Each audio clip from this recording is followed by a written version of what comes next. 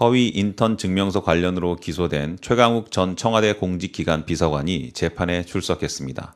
다음은 검찰과 최강욱 측 변호인의 주요 공방 내용입니다. 공소 사실을 변호인에게 되묻는 검찰.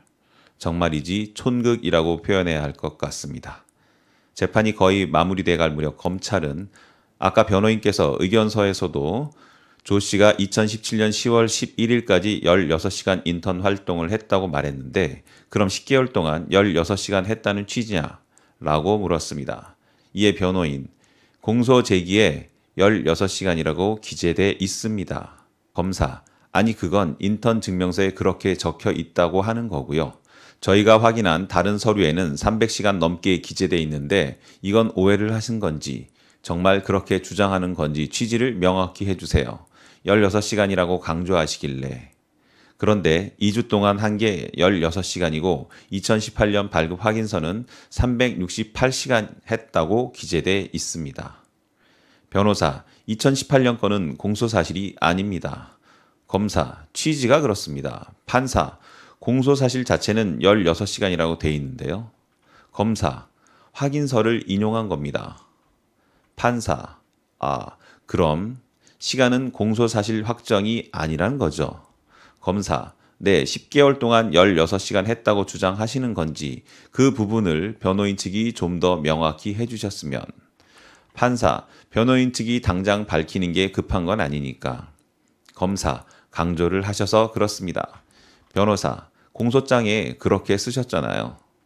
이미 인턴 활동 16시간 부분을 기소한 것에 대해 변호인이 반박하자 검찰이 변호인 측에 16시간이 맞는지 300시간이 맞는지를 되물었는데 이를 두고 변호인이 핀잔을 준 상황이 연출된 것입니다. 형사재판이라는 것이 원래 검사가 공소 제기한 사실에 대해 입증을 하고 변호인이 반박을 하는 구조인데 거꾸로 변호인에게 사실관계를 설명하라고 요구하면서 소송의 기본 구조에 맞지 않는다는 지적을 받은 것입니다. 최 전 비서관 측은 이 밖에도 공소 사실과 관련 없는 것까지 언론에 설명했다며 피의자로 입건한 날짜는 언젠지 특정해달라고 요구하기도 했습니다.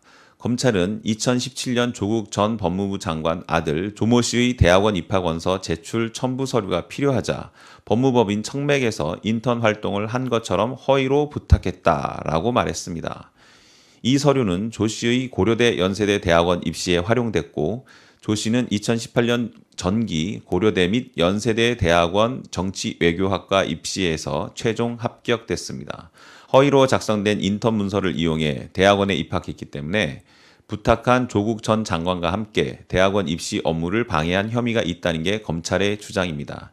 이에 대해 최강욱 전 비서관의 변호인은 조 씨는 실제로 16시간 정도 주말이나 일과 후 사무실에 방문해 문서 편집, 기록 정리, 사건 기록 열람 등 활동을 했다라고 밝혔습니다. 이어 검찰이 생각하는 인턴이 무엇인지 모르겠으나 조 씨가 한 활동은 채용된 것이 아니라 체험하는 것에 불과하고 정해진 규정도 없다. 변호사 4명의 법무법인 대표가 실제 수행한 대로 인턴 확인서를 써준 것은 위계가 아니다라고 설명했습니다. 변호인은 또 조 씨가 합격한 일반 대학원에서 법무법인 인턴 활동 경력이 필수적이지도 않고 당락에 영향을 미치지도 않는다고 주장했습니다. 아울러 조국 전 장관의 자녀에게 확인서를 발급해준 이들 가운데 유일하게 최 전 비서관만 차별적 기소가 이뤄졌고 기소 과정도 적법하지 않다고 지적한 것입니다. 또한 재판을 마친 뒤 최 전 비서관은 공직자윤리법 위반 혐의로 최근 고발된 것과 관련해 입장을 묻는 기자들에게 검찰발 기사를 쓰지 말고 취재를 하라 라는 뼈있는 발언을 내놓기도 했습니다. 최 전 비서관은 여러분은 취재가 아니라 검찰 이야기를 받아 쓰는 것에 불과한 경우가 많다며 불법이라고 전제하고 당신 입장이 뭐냐고 물으시면 그건 좀 아닌 것 같다. 조금만 더 확인을 해달라. 이건 입장의 문제가 아니고 팩트의 문제다. 라고 지적하기도 했습니다. 인턴 증명서 발급이 이렇게 대한민국을 발칵 뒤집을 만한 사건인지도 의문이고 또한 허위 발급이라는 것 자체가 허위스러우며 최강욱 비서관을 표적 기소한 것도 문제입니다. 결국 문재인 대통령을 흔들기 위한 목적으로 시작한 조국 가족 털기 재판이 앞으로 어떻게 진행될지 주목됩니다. 기자님들, 제발 취재 좀 제대로 합시다. 무죄 판결이 나온다면 해당 검사를 반드시 공수처 법정에 세워야 할 것입니다. 이상 서울의 소리 보도국장 서정우였습니다.